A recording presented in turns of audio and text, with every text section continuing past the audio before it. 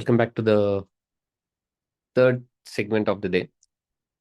So, we are talking about preparation for future careers. Just before this, we had a good discussion about play and learning, how play facilitates learning, and what Gurukulam does. And Gurukulam took away all the 9 points in a clean sweep by facilitating learning through play. And we had to hand it over with no strong arguments because we don't know of any other place where it does that.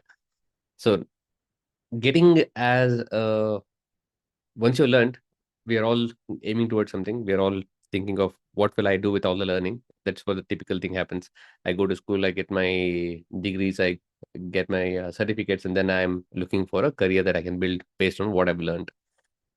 If you're talking about those things, and we're talking about in the context of the Gurukulam, how does Gurukulam prepare a child for the future careers? So again, before we start going into the list of things, we're talking about Gurukulam and we're talking about future and careers. So it's again the whole point of Gurukulam is supposed to be the ancient thing.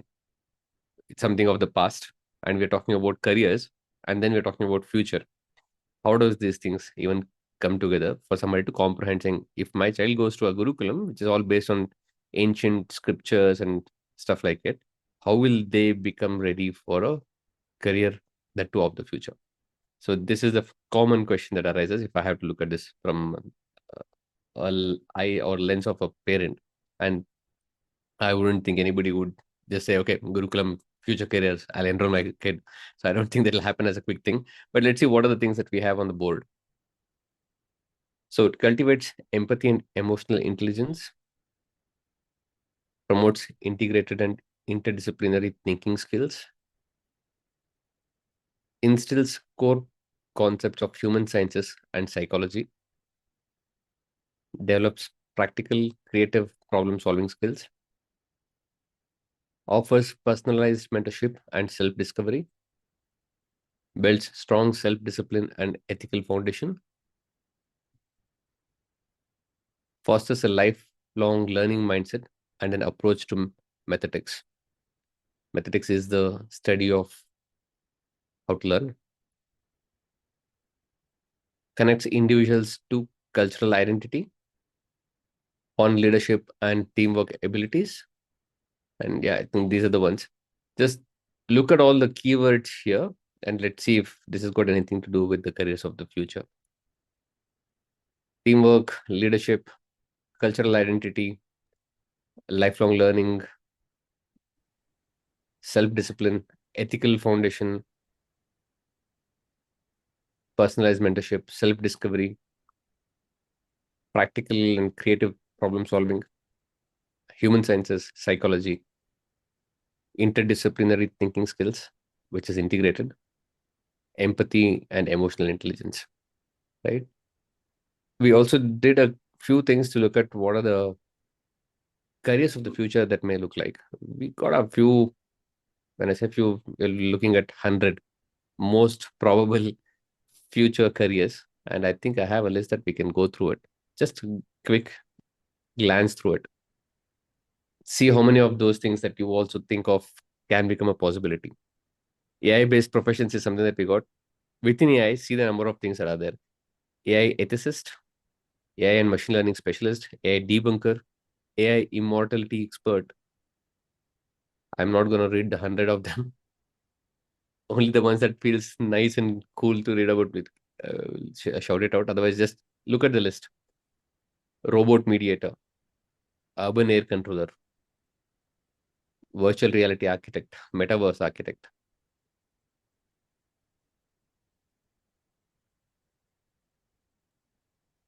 It really is so interesting, Bharatji. So intriguing, really.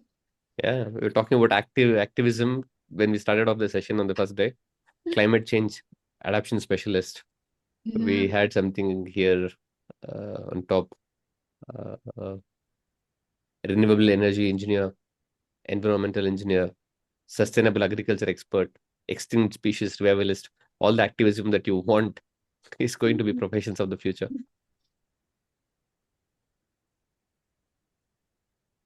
Artificial organ and augmented specialty, anti-aging practitioner, mental health counselor, which is AI enhanced, Mm. space pilot. Somebody was talking about Matrix Scout, Shruti, I think. Space tourism guide, drone traffic controller, AI enhanced coach and trainers,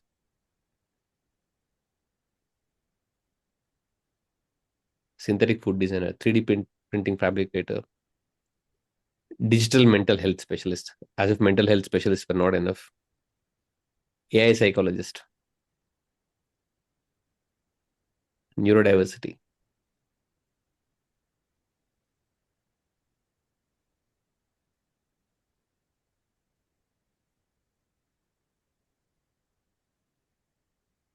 Personalized learning facilitator, lifelong learning Yeah, and skill I was strategist. I was just thinking about it. Looks like Sanatana Life Academy, we are already building these careers, right? Some of them. Cultural narrative designer, AR ethic. and VR learning experience designer. Wow. Yeah. That's that's what that's what Skanda is actually already doing in a very different way. Hmm. Intercultural competence and global understanding facilitator. What a name. My gosh. Digital heritage and preservation specialist. That's nice. Narrative therapist. Yeah. Existential counsel. Somebody was saying, oh, life, how to live life, train how to live life. Correct. Life coaching. Yeah. I think it's very close to what you do, Bharatji. Yeah. Digital storyteller, world builder. We were talking about Minecraft earlier.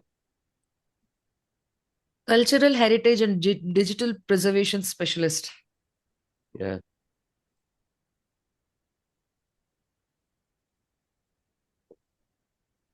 Resilience is something we heard Yeah, yesterday. yeah. Repeatedly. Urban resilience and community development specialist. Oh, I'm Digital. so qualified for 82, I feel. Okay, I need to Interfaith, go to that. interspiritual Interfaith and dialogue interspiritual dialogue. facilitator. Mm. Nice. Digital mindfulness, spiritual Amazing. counselor, existential guide. Yeah, I think Existential guide. yeah. Sacred arts and ritual innovation curator. Raiva, Raiva, mandalas and yantras. Mm.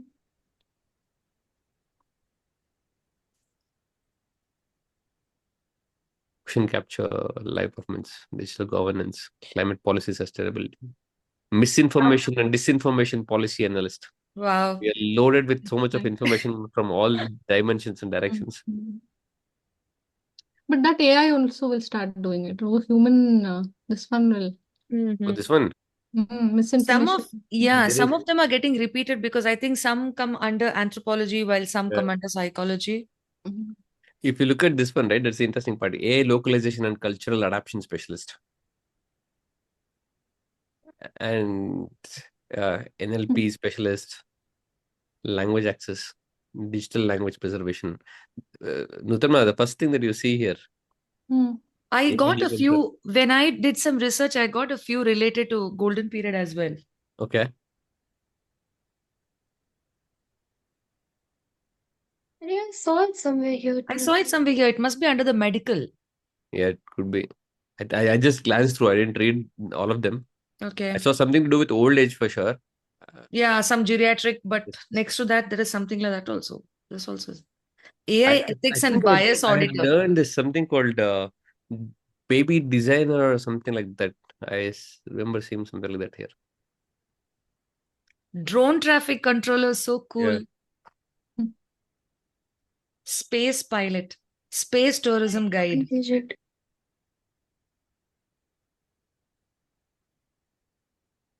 Okay. Wow. So now that we have seen all of these things and we had our wildest guesses on the chat, how wild do you think this is compared to what we could imagine?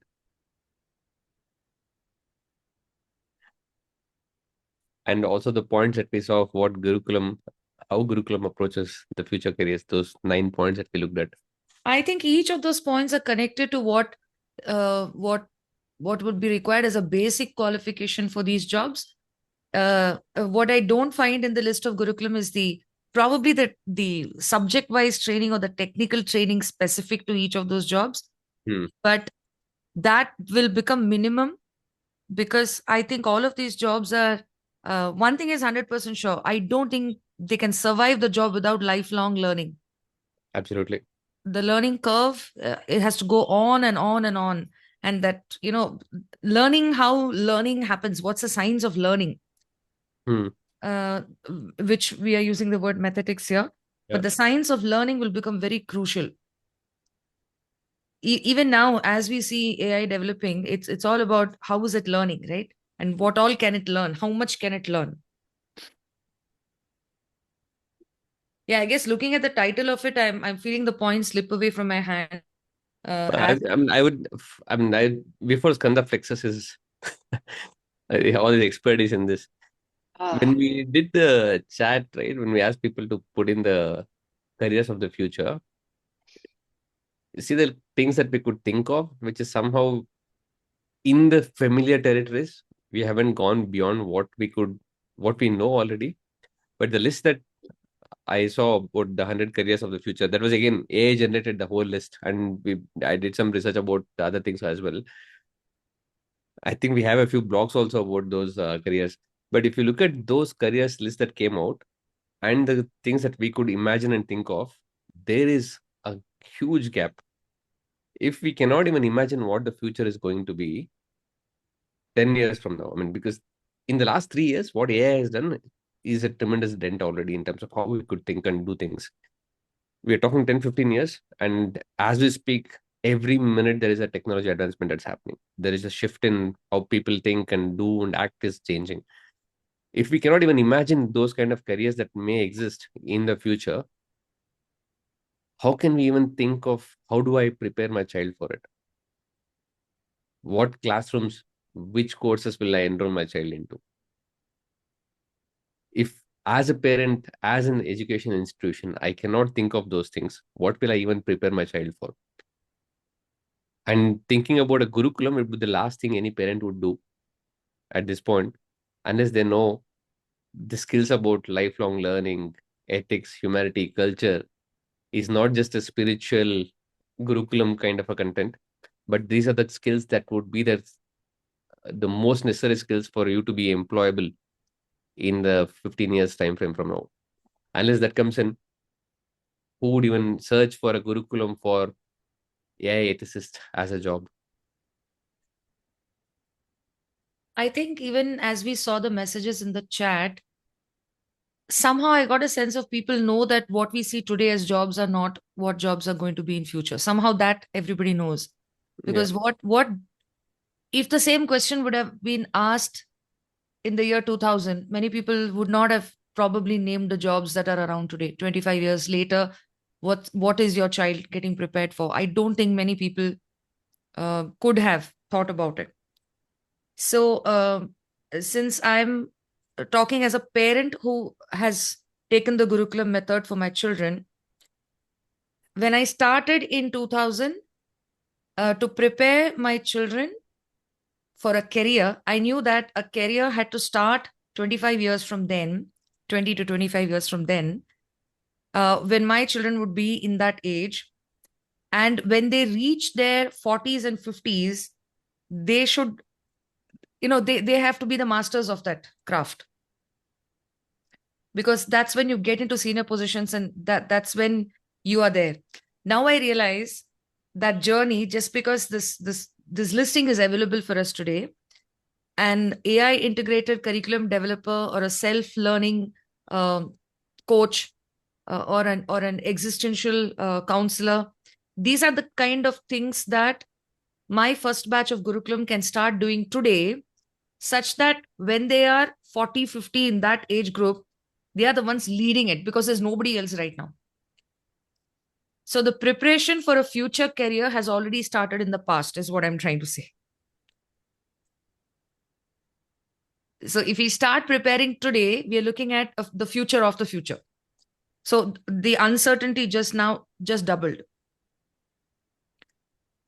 So I would give that to parents in general, that kind of farsight to see what will be the careers right on top of the list 20 years from now or 10 years from now was not there in the past, is not there now, and probably will not be there in the future as well. That much I will give it to parents, because nobody knows, right? That uncertainty is the beauty of life. So if everything is uncertain, what do you prepare your child for? Like, you have to be in a position where you're preparing your child for anything, basically. And that, the problem is, anything is huge. So preparing your child for anything will always feel like you're preparing your child for nothing, which becomes very problematic. You need something to put that anchor and a target towards. So that's where I'm with it, to say that, okay, this one thing, at least I know it is beyond imagination, but I also feel it was in the past and it will be in the future as well. So Yeah. the only point I wanted to say, it's not for the team or the points that I'm saying this right now, but I know that, and it's an experiential reality in my life as well, that preparation for a future career has already started in the past. So it's not where my children, the first batch, 10 of them, where they are today. It's about where they have to begin today to reach tomorrow. So I at 2000 had to think 40 years ahead, or had to visualize something 40 years ahead, and that kind of visualization is a matter of grace. The parents at Leela Gurukulam, you can't put them into that path to say that, okay, you have to actually think of a world with augmented reality and virtual reality. You have to think about metaverse as the next thing coming up. It's huge. To give them that imagination itself, that life experience itself is going to be within a metaverse. I can say that to a child in my Gurukulam who plays Minecraft today, but I can't actually share that with the parent. This is what you're preparing your child for, because they don't know what it is. And from the beginning, from the first session we have had, Nutanma has been continuously talking about parents don't know, but all the points mentioned were things that any thinking, meaning, loving parent would take the self effort to know. But when it comes to careers, I think it's very genuine that this has always happened in the past and in the future as well. Education, once it is aimed towards preparing a child to reach somewhere, and that's the only destination you look at, that's when the failure starts. And then again, just to repeat my point, raising your child, preparing it for anything, seems like preparing it for nothing. And then that brings the clash. That was not to give them points or take points, but this is just something I wanted to add in here.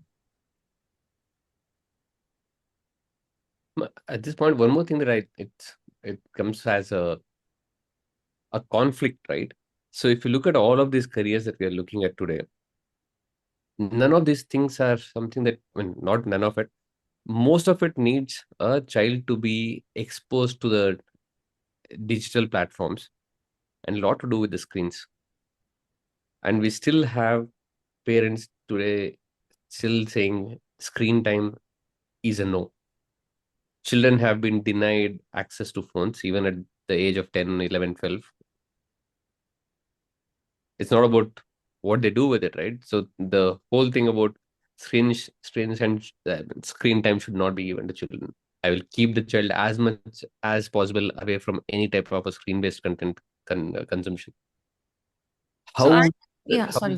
how does it work, considering that is a medium of consumption of all the information is going to be now and in the future, if they're not well versed I with how to feel, use it? see, here's the thing, right?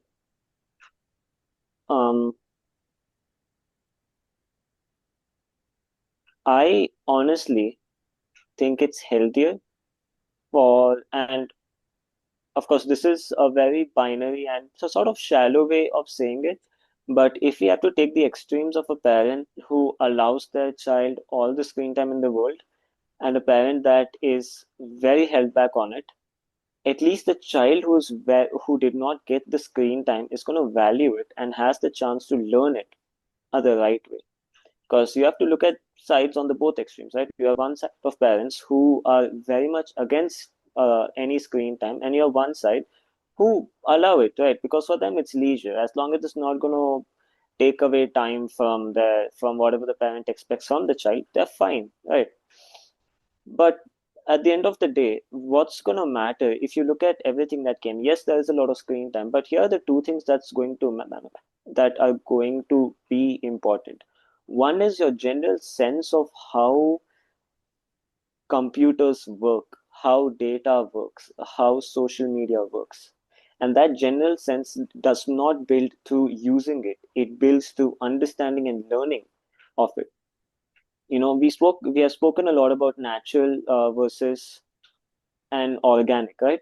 Natural cannot help you here because it'll give you the wrong idea about how online works, how, m- most of you here, I'm guessing, have some sort of an online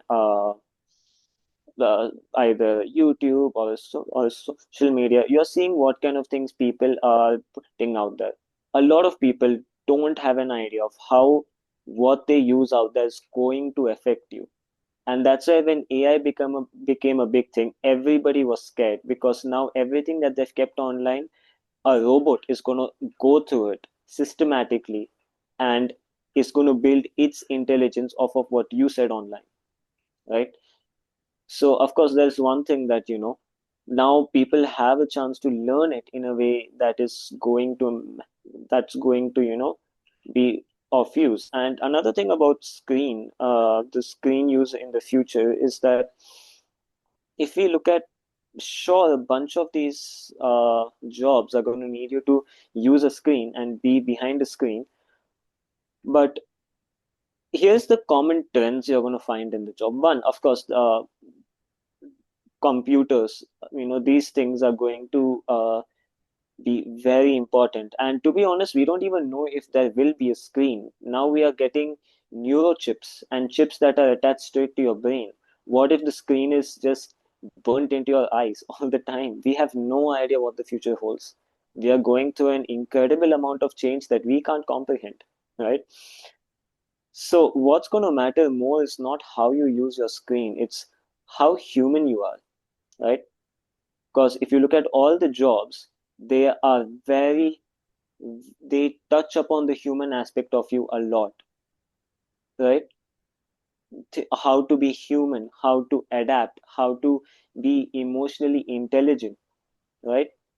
That's a common pattern you will see throughout other jobs, right? And it's not even just for the jobs which are to do with uh heal. Do you know about heal, the heal of jobs?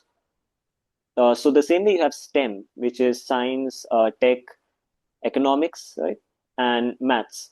You have HEAL, which is health, engineering and math. education. Sorry, engineering. You have HEAL, which is health, education. I think anthropology, and I forgot the L. But these are the what seem to be the opposite pole of STEM, right?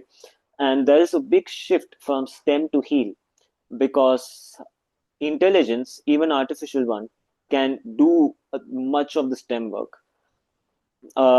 Reggie, you had once shared when we were talking to a few parents about how AI was being used in your last company. If you could share that here, I think the parents would love to get that insight. Yeah, I'd love to share that. So I used to work in a company which is heavily into data and a lot of analysis about data and stuff. And there was one of these episodes where we had to feed in a lot of information to a AI model and get results out of it. And every time we did that, it was losing context and coming out with unpredictable or inconsistent results, I would say. This is what was happening. And then I come back home and I'm speaking to my son who is working in the Gurukulam to create some content for children as a Uttisa Bharata program. And they're using AI to minimize their manual repetitive work. Right. So they had to scan an entire textbook and get some verbs and props or and all of that, and then use it in the next set of building content. So he came back and he said, over a dinner conversation, he was sharing this what happened. Initially, we tried this, it came back with a lot of results, and then we couldn't use it. We refined it, we fed it back as another source of input, and then we asked AI to skim through it and come out with another list. So they had an iterative approach towards getting to their final goal. So he said, "This is what we did," and at the end of it, we got the results exactly like how we wanted it. And the next day, I go back to the office and I tell my colleague, "Let's try this." It may sound dumb for what we were doing. Being engineers, we didn't think about it because the models we had the pro licenses. It was supposed to do all of these things by itself. We didn't have to think of it this way. Then when we had this approach, we went back and said, okay, let's do it as an iterative thing. Let's break it down for AI to say, do it this way. So a human intervention was required. And as soon as I told them, let's try this, the team tried and we got the results much, much better than it. It had 85% accuracy and consistency.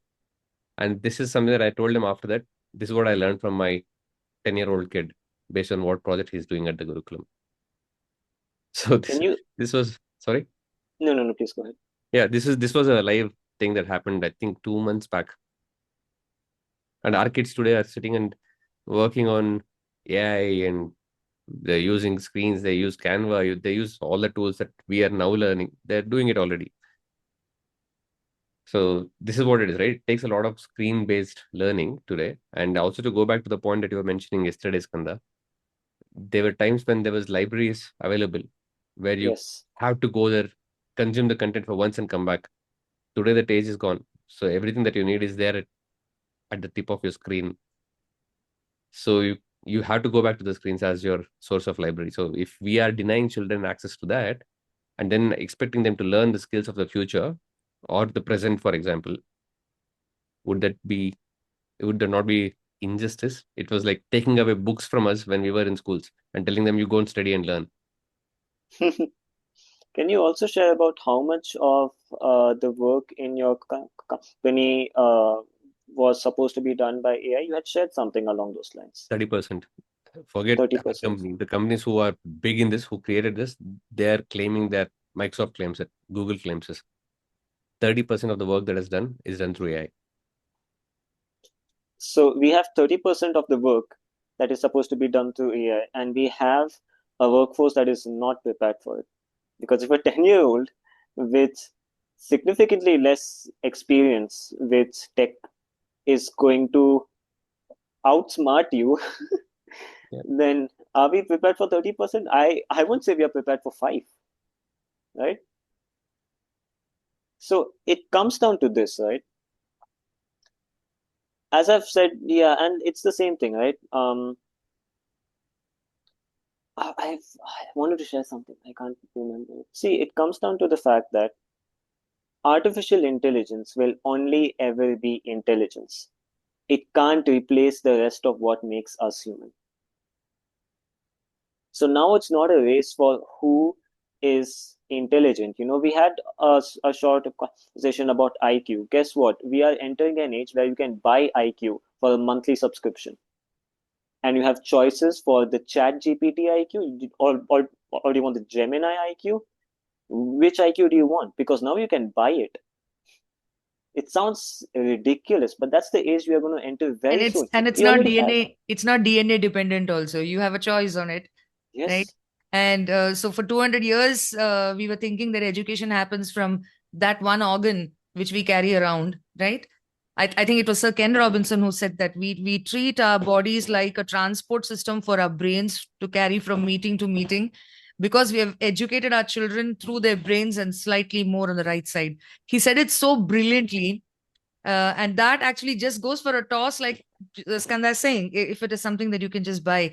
I would be curious to know the entirety of the information that is passed on through textbooks and what a child is expected to reproduce in an examination for 12 years of their life.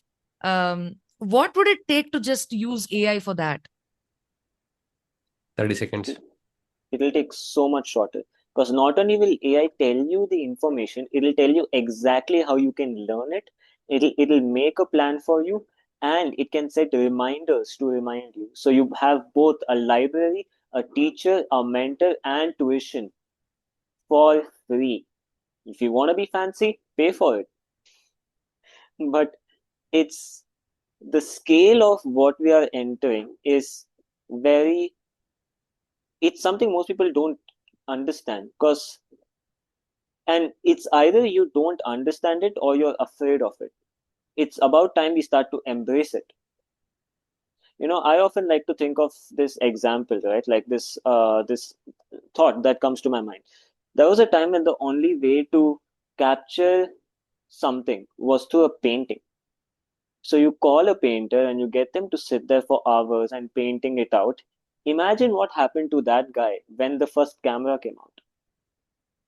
Because now, in minutes, and then the way like the camera just grew, from minutes it became into a fraction of a second, and you have the most detailed photo you could have ever asked for.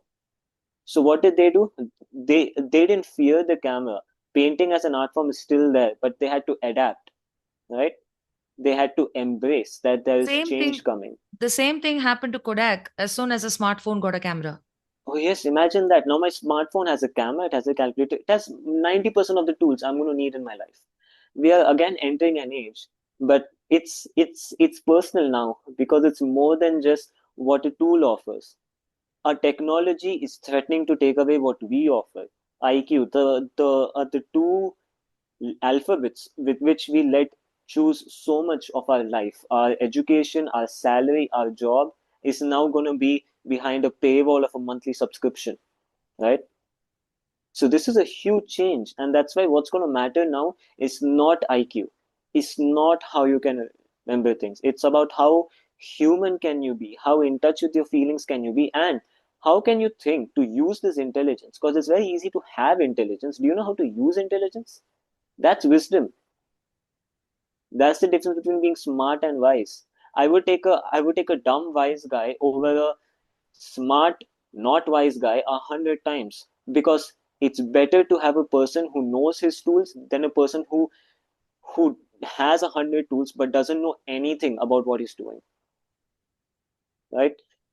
So again, this is a change at a scale which is hard to imagine, right? And I want to share one thing. It's not been spoken about yet, but I want to share one thing about why I am certain that this change is going to come, right?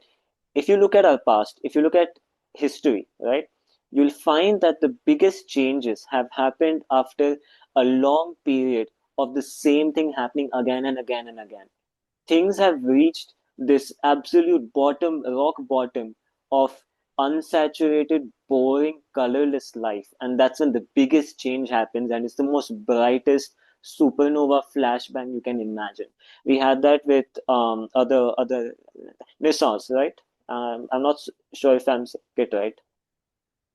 Like, which was a huge boom for science, for arts, for everything, and that shaped the way how we thought for centuries. We are going through that again now, right? And that's why I feel most of the parents here, they intuitively did not name any of the jobs we currently have as the big jobs for 2040, because we know that a change is coming, but it's hard to know which one. So why not be prepared for any change, right? Why spend our time trying to gamble? Why put all our eggs in one basket when you can just make the basket as big as it can possibly be? That's the thing, right? I think it's because everything has become so manual, and technology is actually a huge support. Like for me as a creator and a curriculum designer, so much of my manual work just gets taken care of when I have the right tools. It could be AI or any other tool. And that is when I can actually spend time on the thing that only I can do, which is my creativity. And that is what we are teaching the children. These, be it AI or Canva or anything that you're using, be it even your mobile phones, it is to take care of the part which which anyways anybody can do for you. So that you focus on what you can do. So Manu does what Manu only can do. Lahiri does what only Lahiri can do. I do what only I can do. And I think that will apply to all professions soon. The more and more technology advances in each of these professional streams, um, the manual part, the technical part will be taken care of, and then it will be on the person to express your creativity the best. I know a lot of artists crib about technology taking over their professions, But the truth is, if technology takes that part of those 10 hours of work they have to put into a piece, then they can just use creativity to make that piece in the same 10 minutes the best, because the manual part is taken care of. And the thing is, every time a new technology is advanced, what was there before has become a very special art form. So it doesn't die, it's valued even more. So when photographies came into picture, now artwork, actual paintings have become a premium thing. It can also be viewed that way. So when AI comes and automation comes, a lot of the human things come in demand. They become something that we look forward to, because that takes over life, because this is taking over work. So that's a good balance to have, and I think that is something like Mira was saying, thinking parents will get that. Okay, creativity is needed, and especially because our own generation is working. It's not that these parents are not working. There's no work gap. Everybody's working, and they in their own fields day to day know that something more is needed. This what is there is not enough. So that might be a push. Do they relate that to Gurukulam? No, but the thing is that they cannot relate it to anywhere right now. Yeah. And what you Absolutely. shared about artists, I'll just share this one point. What you shared about artists, if you actually see who are the artists who are actually mad about AI, they are the artists who have been following the art rule book. That if you take a photo, it should follow these rules, it should look like this, it should be like this. They have exported their arts to a set of rules, and they have lost the human touch of it to begin with. That's why they are scared of AI, because AI is doing the exact same thing they did because they never embraced their art. So, how can you teach someone to embrace their art without setting these rules and guidelines? It's something you can only do if you work on their character, right? That's why I'm saying, even if AI becomes big and tech becomes big and we have to be behind screens all our lives, what matters more is what you do outside of the screen, because that's the only way you can work on these skills. The only way you can work in being a good artist is if you consume good art. Go out and look at nature, see the beauty of the world. That doesn't follow rules or guidelines. A tree isn't made by the rules of third or following the music theory. No, it's made because that's the beauty of it. That's the human of it, right? Go It and find follows that. it follows the guidelines of fractals in the universe. Exactly, right? There is this. So the only reason that artists feel threatened by AI is because the rule book is now being thrown out, and it's back to the grunt work, the beautiful grunt work of having to compose something beautiful and something human. That is also because in the Gurukulam, art is also viewed very differently. But nowadays, art is also viewed academically. Yes, and it's a When you shame. learn something academically and then suddenly you realize that now that skill is no longer as valued, of course it will, it's completely valid. The hurt that many people are feeling, not just artists, any other professional is feeling that, the thing that I've worked for so long is now no more value. That hurt is very valid. But like you said, somebody who has that resilience, which we were talking about earlier, who has creativity and who have an identity for themselves, they can see the opportunity in it. I see so many points that I want to share. First is, I think, you know, who needs to be threatened? Nobody needs to be threatened. We are feeling beings who also think. AI is an intelligent being who might at some time also feel. So what? Right? And look at the brilliant thing. Now, I'll go for what Driver said. Probably the classic art is going to be more premium, right? Do you know the beauty that science is going to be visualized very soon as a beautiful art? Yes. Everything, every scientific opinion is going to be thought about as a beautiful artwork of the human mind. Oh, someone sat and thought this way and went this way and explored this way and saw the pattern. That's all is going to be looked at, which is the reality. Today, it's like the ultimate truth. Today, everyone views science as the only body that can tell me the ultimate truth about myself. Very soon, 10 years, very soon, very, very short future, it's going to be an art. So, um, uh, thinking about the way we have, Skanda was mentioning the change in times and always that we have hit a, we have hit a trough, so to speak, in the wave before we took the next ride. But these rides have been very long waves. So to move from the wheel to the latest automobile today, we have taken quite a long time. That's not the same time we have taken from a computer to a smartphone and then to AI. So the time is becoming shorter, and therefore the pressure on how fast you can adapt and how quickly and gracefully you can adapt, gracefully being the highlight word, becomes 100%. very essential, right? We have seen a generation of parents who were, like we always say, we are like digital immigrants, and our children were born as digital natives, and we can see that difference. I know a whole generation of parents who have to go back to their children to find out what's wrong with my phone, make it work again, right? And this child need not be having the IQ or the academic excellence, but this child knows how to fix your phone. So coming from there to then, and I'm taking on a point that Skanda spoke about, right? You really need to go out of the screen. So I'm addressing two things here. Sitting in the posture that we're sitting today has not always been natural to human beings. It's not very conducive to our backbone, whether it's a two-wheeler, a car, or a chair that you're sitting in. I think parents of children would have had big issues with chairs at some point in time. I don't think chairs came into our lives very easily. We've all been sitting on the floor and having a food till chairs came. So when you spend a life in which your maximum waking hours are about sitting in a chair, and the sofa set and your whatever you're doing, all that is part of your social courtesy. The minute guest comes, it's part of your politeness as well that you offer a chair, right? This position was never natural to us. Our body adapted. Somehow when we say screen time, how the eyes will get affected, are we actually questioning if our body has the capacity to adapt to something new over generations? Because I really have to wonder what then is a normal. I think someone who has got some kind of short-sightedness or needs to wear glasses, when a person wears glasses and enters a room, I don't think anyone even thinks about it as compared to if someone walks in with a hearing aid. Both are human senses. Both are human sense organs, the eyes and the ears. So the number of people wearing glasses is much, much more than the percentage of people we see walking around wearing hearing aids. But if the very smart, designed hearing aids that look like the pods that these kids wear on the ear and walk around, no one would know. So we are setting the normal in a very different way.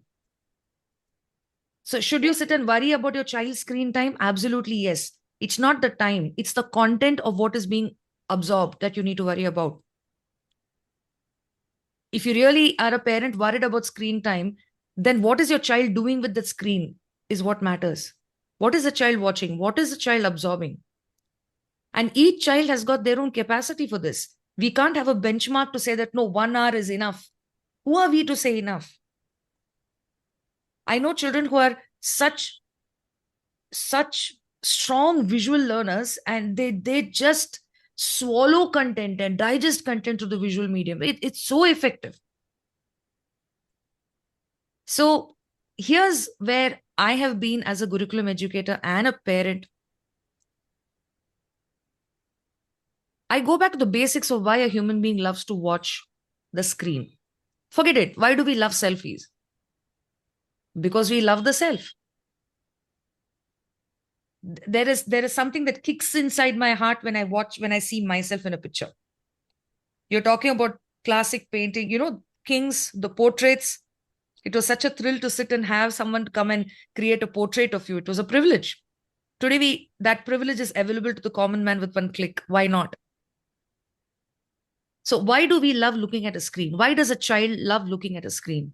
Why does a screen fascinate the child? We have to go back and look at the core of who we are as human beings. Our life experiences run in a mind, and the mind is the screen that we are watching 24/7, except when you're in deep sleep. I'm constantly looking at the screen called as a mind, in which the movie called My Life is running, and I am the character there. If I don't like that movie, I'll switch a channel and watch some other screen. I don't have to worry about my children's screen time because life is their screen time. When I know that what they're watching in the screen of their mind is something much more fascinating, I know my child is not going to watch any other screen. So as a parent, if you're worried about screen time, then make what's playing in that mind a better movie, more attractive to the child. Because if that movie runs brilliantly, just like we love to look at a selfie, I would love to look at the movie in which I am acting. That's my life. If there's something worth watching there, and if there's nothing worth watching there, that child is going to ask for a screen. Yes. I mean, that's why I'm comfortable knowing the kids in the curriculum, the few older ones whom we have given tech, whom we have given a green light to use tech because it's become a part of their work, right? I'm comfortable knowing that they have it because as a mentor, I'm confident about what's there in their mind. So I know they won't go to certain places on the web. I know they won't do certain things on the web. And I know that they'll be able to contain themselves. Right. And that's the power of introducing tech in a way that's more than time pass, in a way that's more sanctified, more graceful. Right. So I don't think it's about fearing tech. It's about or fearing screen time. I think it's more about how would you introduce it, right? Because if the first introduction is going to be from a place of fear, first impressions matter. That doesn't sound like a it doesn't sound like a very appealing introduction, right? And also, the younger you start, the better you're trained how to use it. The younger you start, the lesser dependent you're on it. You understand what it can do, you grow with it, and that's just a part of your life. It's not something, coveted. It's not something fascinating. You want a child to really get attracted to something, just tell them they're not allowed to touch it. Then that's the only thing they want. So if you look at the entire Saupranika batch, amongst the 10 of you, the ones who were introduced to smartphones and mobiles at the age of 7, 8 are the ones who are doing best technically right now. Those who had to struggle for their first phone, those who had to struggle for their first laptop, are the ones who, even though they might know that, how to use a tool or what are the possibilities with the tool, there's zero creativity when it comes to it. Until and unless told, they don't know what to do with that tool. So that's that. I mean, it's a simple thing to think about. If you're talking about screen, like I said, right, the parent plays a better movie in the mind of the child. The child does not need another screen. Yeah. So yes, that's that about using technology. But then Skanda spoke something very important. It's about being human. And like Raiva said, with the coming of AI, one thing has become very, very sure and very, very clear. This is to happen. I don't know whether you all remember, in most of the Gurukulam educators training programs that I do, the first question I ask is, does learning happen because neurons fire? Or do neurons fire when learning happens? And if you answer that question, you'll know where the learning comes from. Is it from the brain or not? So this entire thing which doesn't have neurons has done something. It has taught the whole world that learning is about impressions. Every information becomes an algorithm or an impression. The same impression inside us is what we call the spirit. Because we are capable of beyond data. Right now, the game is on data. It's on data and information, and data when put together in a particular productive, useful pattern, it's called information. Now it's information technology, right? And in that, intelligence is playing its role. But will it limit to information? Will it be enough for us? Because we as human beings have to still put the rest of it into it. It's taken care of only the data and information processing part. So like Skanda said, now we have to really become human because we have to bring in something human. Yeah. The myth that the brain learns is over. The myth that, you need a certain amount of IQ to be successful is over. The myth that, hard work and pain and struggle is the only thing that will lead to success is over. The myth of a smart child is over, because now we have to come into wise human being. There's no other way. We're actually going one full circle and coming back, because nothing other than the Puranas can give you an idea of what metaverses are going to be. right? Nothing apart from self knowledge, nothing apart from spiritual knowledge is going to make you learn what being human really is about. So, yeah, I I guess we still. one last thing I want to say about tech, though we close that, I feel one short thing which is going to help everyone here is that the way your child will learn about tech is by seeing how you use it. Because that's how I learned. I learned through seeing my mom and the way she used it, what she let me do with it, what she did not, right? And she set her baba. She set.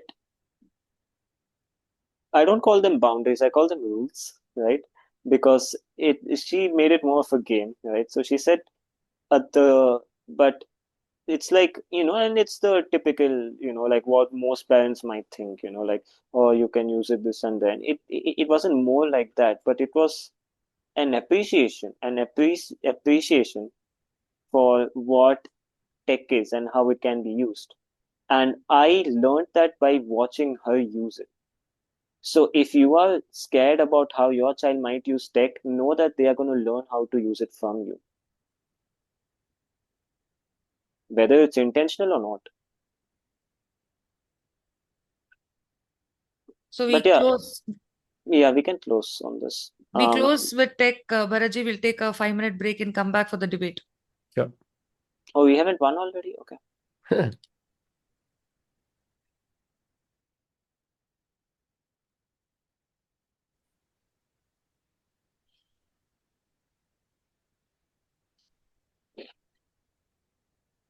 So when we started off, this is what I was talking about, right? Baraji, during the break, Uh-huh.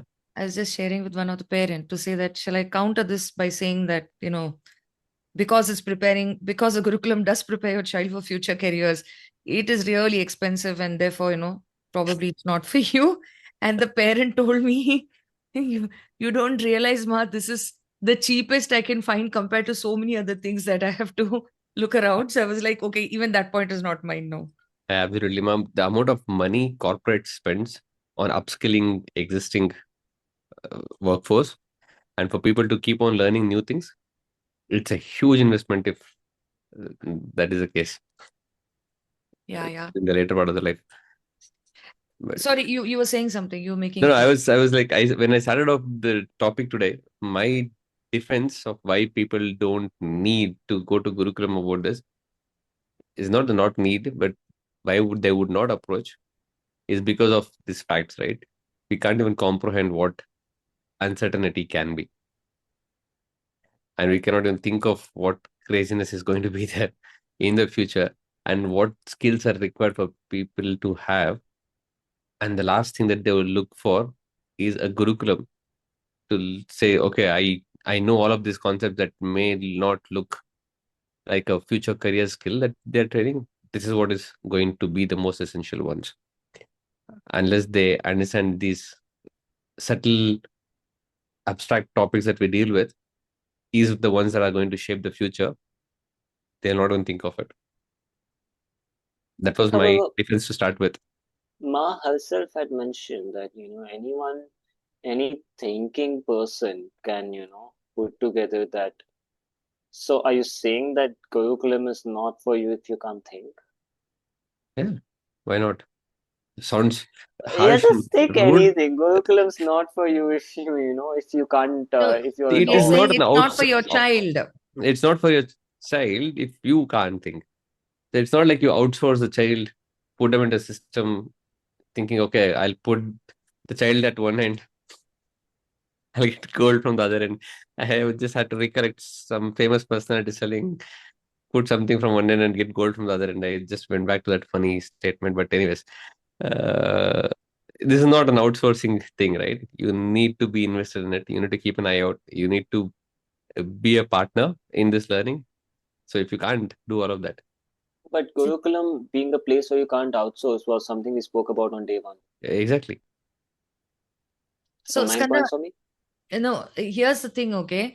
When you come to this particular point, with the context of preparation for a future career, okay, if that is a context, preparation for a future career is is something that is achieved seamlessly with the Gurukulam education.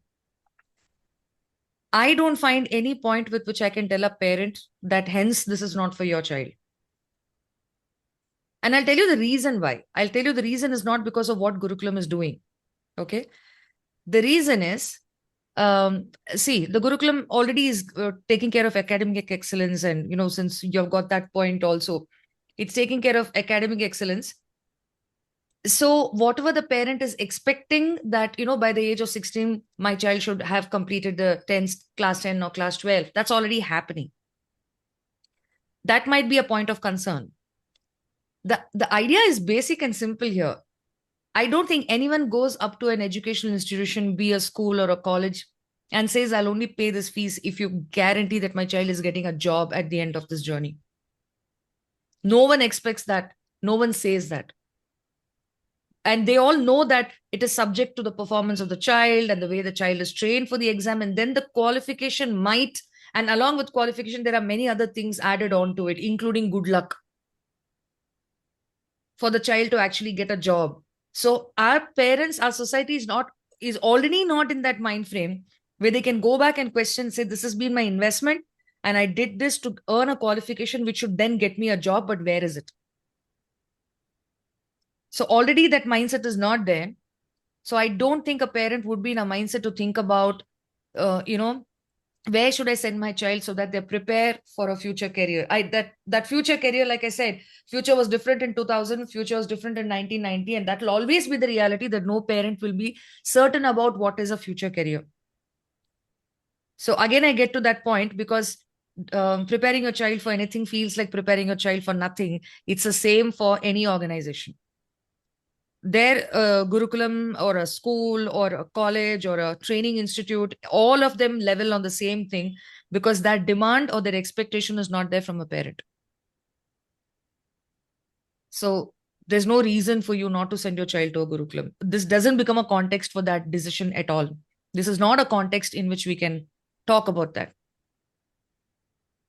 So I would go on the contrary and invite parents to think about what is it that you can do wherever your child is right now. Is that field of energy, that institution, is that place helping your child develop the anything required? And the more and more we are progressing, the anything is becoming more and more profound.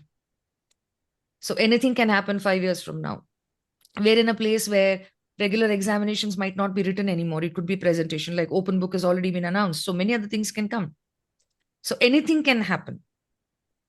So yeah, Gurukulam actually prepares you very well for anything. So that way, given to me, I would give you the 9 points. Bharji, are you still going to keep up the fight?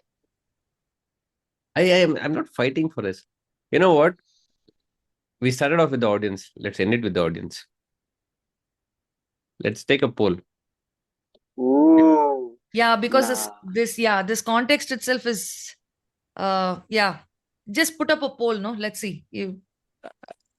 I don't know how to create the poll here. I don't know I'll whether just say I am keeping note of everyone who's there in this meeting, okay? So I'll be keeping a keen eye on who's voting on whose side. Yeah, and now he's a mentor of the Gurukulam, so Bharatji.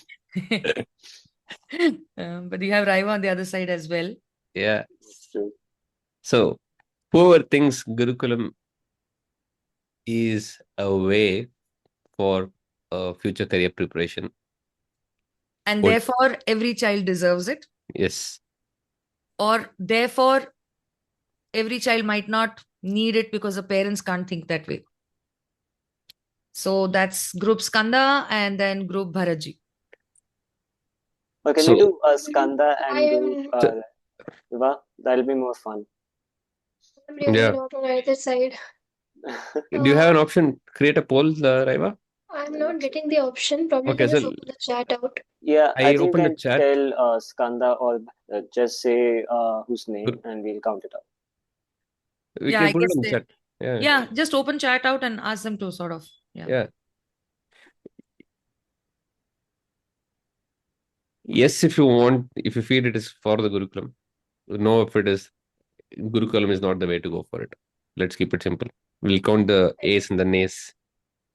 I And be as honest as possible. We are Yeah, being, Yeah, we just be use of honest the Oh yeah, and no, system no, are no. being Please do. honest. Please do. is it Skanda or is it Bharat? Yes or no, Skanda or Bharat. Chat is open, right, for everyone? Okay, Skanda gets 1 vote. 2, Okay. 3, 4. Okay. Mm-hmm. Okay, this is getting wild now. We have an optimistic crowd. Nutan bhai, I'm not going to count your vote. Yeah. Yeah, I know, take her vote out. Conflict of interest. I would Today like I'm to see one participating. person on the other side.